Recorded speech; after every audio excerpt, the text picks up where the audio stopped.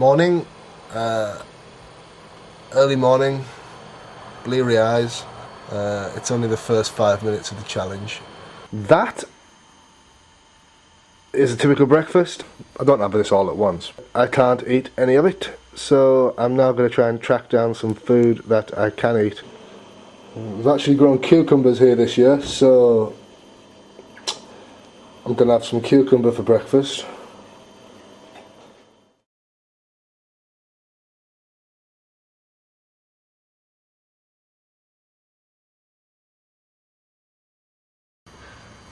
So I've got a dandelion. I'm going to try and get the roots up. Right, that failed. You see the root in the hole.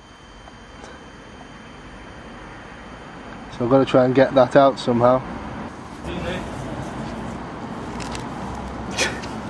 Trying to get dandelion roots. Alright. To make dandelion coffee.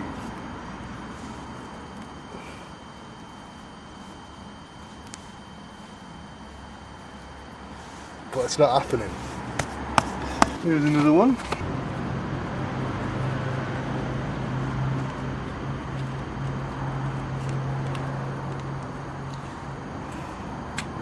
I haven't actually been able to get a bloody root yet. Ben's now arrived.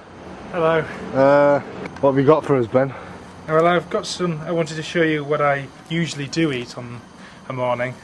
Right then, in the morning I start off with either cornflakes, cereal bricks, sugar and some crumpets. How much of that is local? None of it.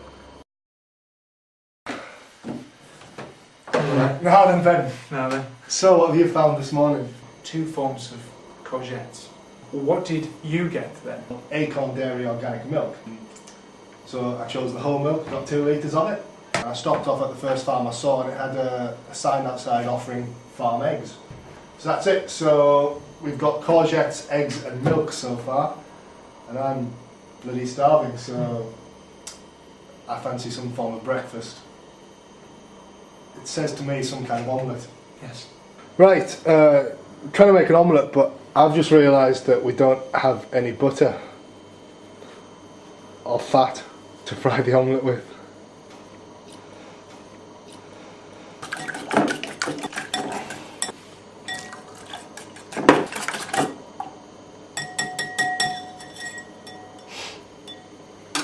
But we're going to try and fry the omelette dry.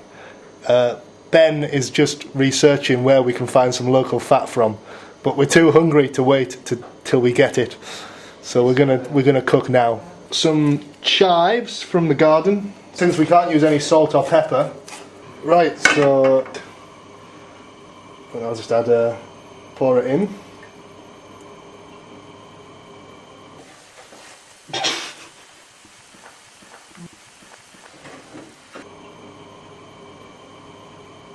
It's very nice. It'd be nice to have some bread with it. Yes. But we can't. Breakfast. Right, so here we are in Riggs, Yarm,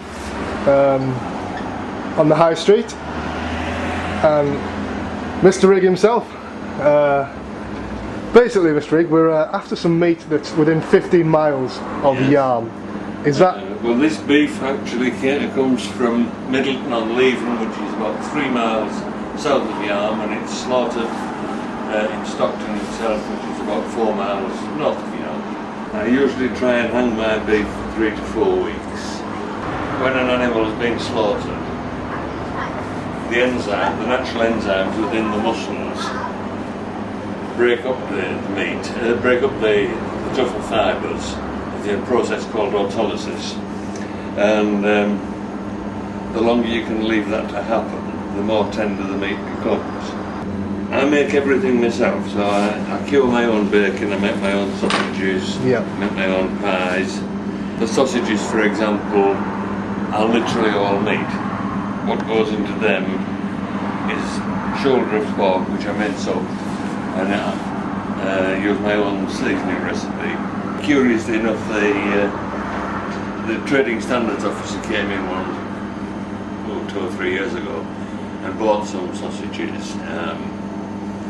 And when she came back about 3 or 4 weeks later, she said, "Can you explain to me why, on analysis, these sausages contain 108% meat?" Well, the only reason thing I can think of is that because you're allowed to put other things in the sausages, the analysts assumed I had put these other things in. So your sausages are actually impossible. Quite. Brilliant. That should give you a substantial breakfast. Certainly, I think that'll be 2 days' breakfast. Right, so we've just asked for 2 pork chops. When I was at college,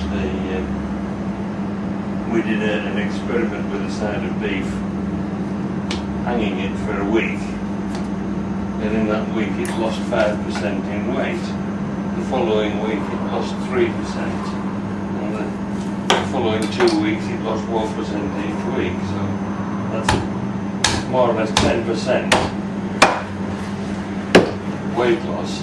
If it's vacuum packed as soon as the animal's killed, all that weight loss is eliminated, which of course makes sense from the supermarket's point of view.